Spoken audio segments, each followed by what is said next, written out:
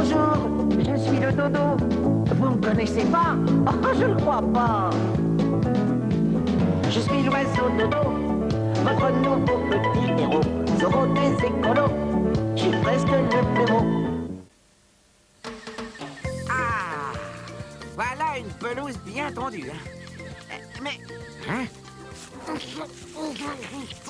Aïe. T'es-tu, hein? Bon. À nous deux. Halte. Hein?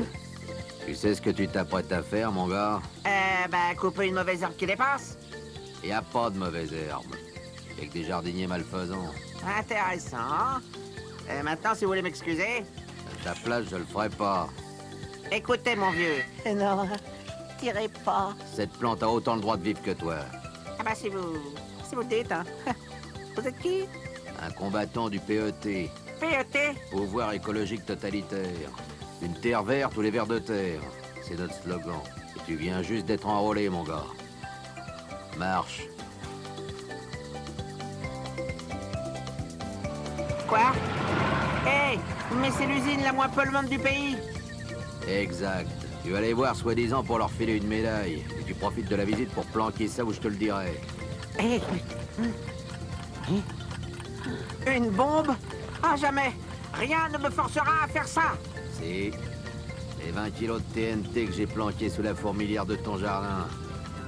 Si dans 1 heure, l'engin est pas en place, je fais tout péter. Boum. Le poste le plus bruyant. Venez, cher ami. Notre chef-d'œuvre. Oh, les vilains polluants se cristallisent avant d'aller salir l'azur et tombent dans cette cuve étanche. Là. Tu repères le système d'évacuation des fumées propres. Et le système d'évacuation des fumées? Vous voulez le voir? Oh, rien de plus aisé. Tu ouvres la trappe, tu balances la bombe dedans. Il en sort un air plus pur qu'un souffle de bébé. Et ça là-haut, qu'est-ce que c'est? C'est quoi? Ça quoi? Quoi? Non! Ça? Je peux pas! C'est affreux! Je viens de condamner à mort des milliers de fourmis, dont ma meilleure amie!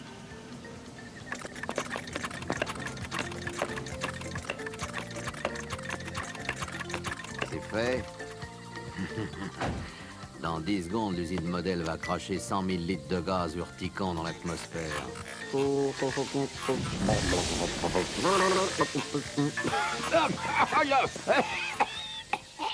On le laisse filer? Qu'il aille se gratter ailleurs. Vous avez compris ce qu'il voulait? Ces éco-fanatiques refusent d'admettre qu'il existe des industriels décidés à préserver l'environnement. En provoquant un accident de pollution dans notre usine, ils discréditaient nos efforts aux yeux de l'opinion. Et croyez-moi, ce sont de gros efforts. Le problème ne date pas d'hier. En 1862, le Times de Londres décrivait les ravages produits dans la campagne anglaise par les usines. Arbres morts, champs brûlés, feuilles rongées.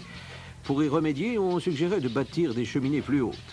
Depuis, l'industrie a connu un essor énorme, ce qui n'a pas arrangé les choses. Pendant des décennies, personne ne s'en est soucié.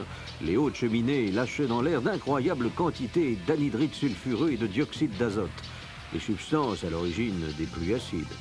Les immenses décharges industrielles regorgeaient de déchets empoisonnés, plomb, arsenic, solvants, qui s'infiltraient inexorablement dans la terre et allaient contaminer les nappes phréatiques. Il a fallu d'atroces catastrophes comme celle de Minamata, au Japon, où plus de 400 personnes sont mortes après avoir mangé du poisson contaminé par le mercure d'une usine voisine. Pour qu'une prise de conscience s'opère. Enfin. Les gouvernements se sont mis à édicter des règles strictes. Surveillance et fermeture des décharges dangereuses, retraitement des eaux usées par les processus industriels, interdiction de rejeter n'importe quoi dans les rivières. Développement d'une technologie de pointe permettant de filtrer au maximum les rejets atmosphériques. Oh, la partie est loin d'être gagnée, mais certains industriels ont déjà compris que la sauvegarde de la planète les concerne, plus que les profits immédiats. Je vois toujours pas pourquoi il s'est attaqué à vous. Le fanatisme est une forme d'aveuglement. Il a absorbé le choc. On va vous le nettoyer, et vous pourrez le garder en souvenir de cette aventure.